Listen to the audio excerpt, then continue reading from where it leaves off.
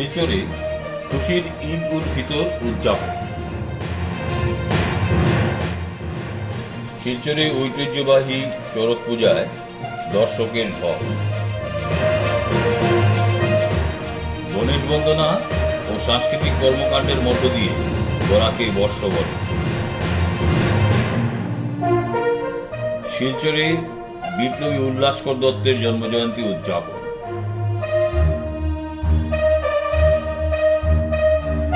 উৎসাহ ও উদ্দীপনার সাথে শিলচরে বাসন্তী আরাধনা। গত 11ই এপ্রিল অন্যান্য স্থানের সাথে শিলচরেও খুশির ঈদ উল ফিতর উদযাপিত হয়। স্থানীয় ইটকলা ঈদগায় অগণিত মানুষের সমাবেশে টানা 1 মাস সিয়াম সাধনা শেষে খুশির ঈদে মেতে ওঠেন হাজার হাজার ইসলাম ধর্মাবলম্বী মানুষ। শিলচরে কেন্দ্রীয়ভাবে আয়োজিত ইটকলা ঈদের নামাজ আদায় করা হয়।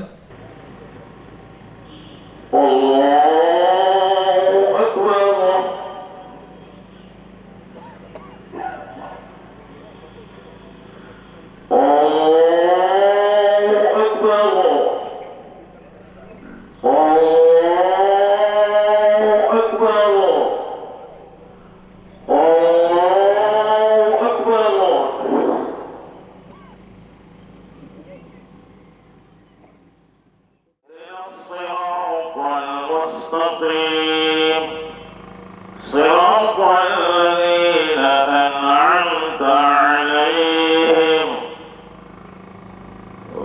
غير المغضوب عليهم ولا الضالين وأقيموا الصلاة وآتوا الزكاة وأقرضوا الله قرضا حسنا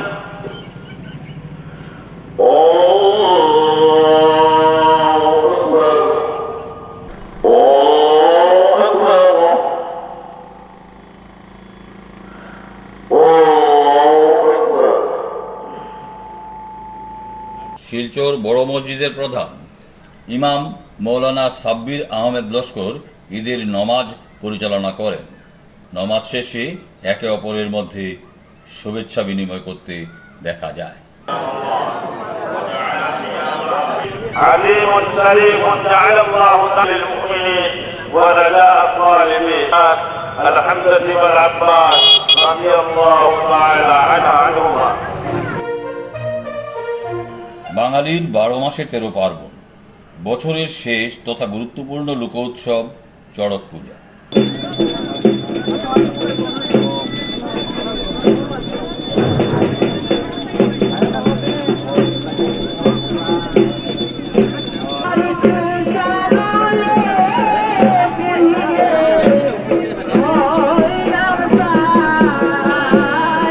দেবাদিদেব মহাদেবকে কেন্দ্র করে আয়োজিত গাজন উৎসবে জমজমাট পরিবেশ সৃষ্টি হয়েছিল শহর শিলচরে।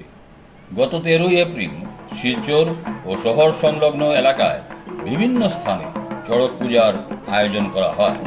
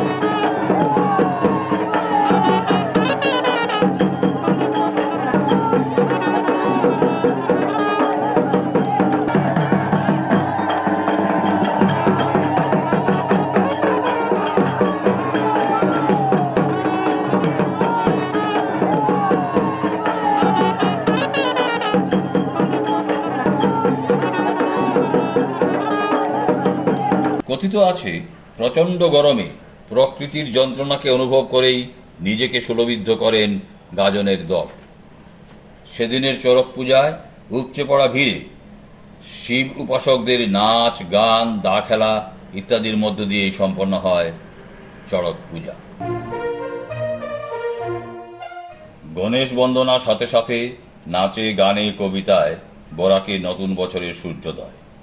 এদিন সকালে বিভিন্ন ব্যবসায়িক প্রতিষ্ঠানে গণেশ পুজো ও হালখাতা মহরতের মধ্য দিয়ে নতুন বছরের সূচনা হয়।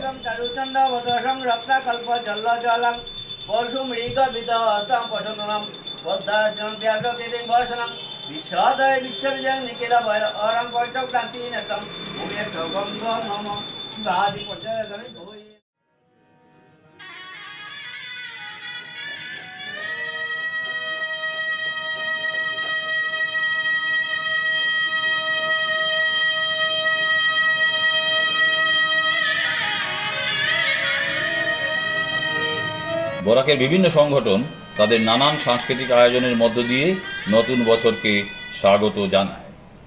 অন্যান্য সংগঠনের মতো বরাক ভঙ্গের ব্যবস্থাপনায়ও সেদিন উদযাপিত হল 1431 সালের বাংলা ক্যালেন্ডারের প্রথম দিনটি।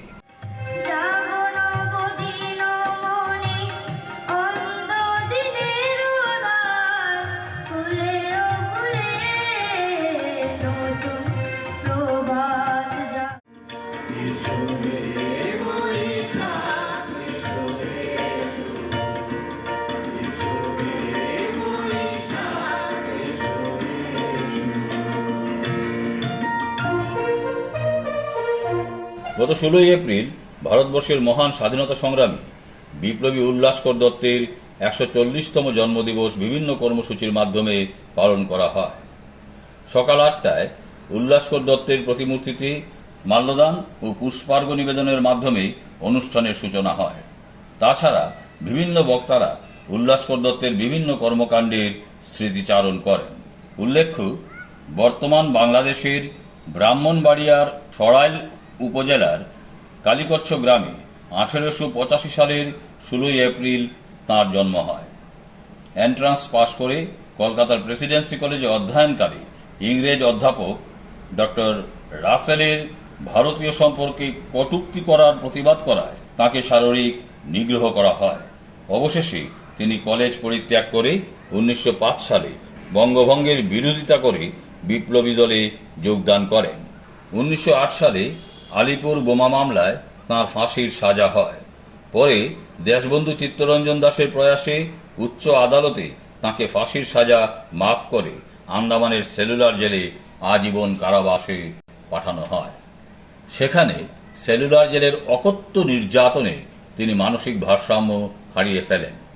জেল থেকে মুক্তির পর নানা ঘাত প্রতিঘাত অতিক্রম করে 1951 সালে শিলচরে আসেন এবং বিপিনচন্দ্র পালের কন্যা স্ত্রী লীলা দেবীর সঙ্গে আমৃত্যু এখানেই বসবাস করেন। অবশেষে 1965 সালে 17 মে এই মহান দেশ সেবক পরলোকে গমন করেন।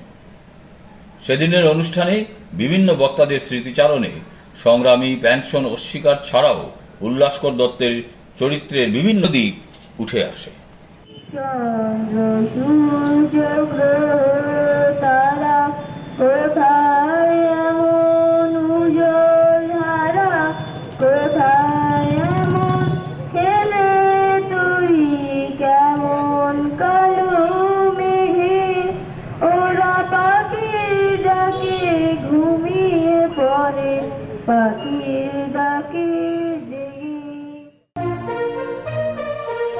দেশের বিভিন্ন প্রান্তের সঙ্গে শিলচর তথা বরাকে বিপুল উৎসাহ ও উদ্দীপনার সাথে অনুষ্ঠিত হয়েছে বাসন্তী পূজা।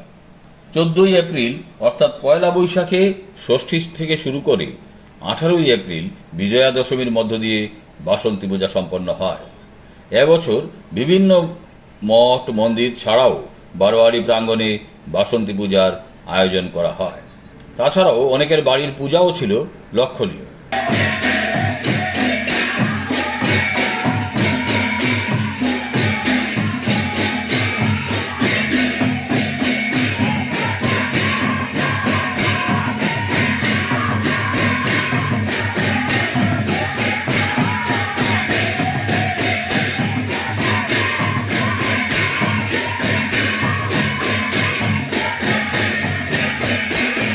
শিলচর 2 নম্বর লিংক রোডের জনৈক স্বর্গীয় সুরেশ চক্রবর্তীর বর্তমান প্রজন্ম শঙ্কর চক্রবর্তী মহাশয়ের বাড়ির বাসন্তী পূজা প্রায় 150 বছর অতিক্রম করে আজও পুরনো ঐতিহ্য মেনে চলে আসছে।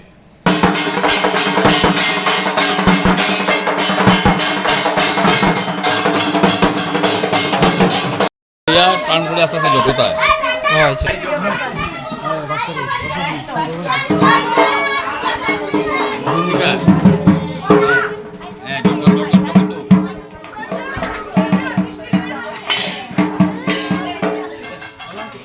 মূর্তি রাখিস ও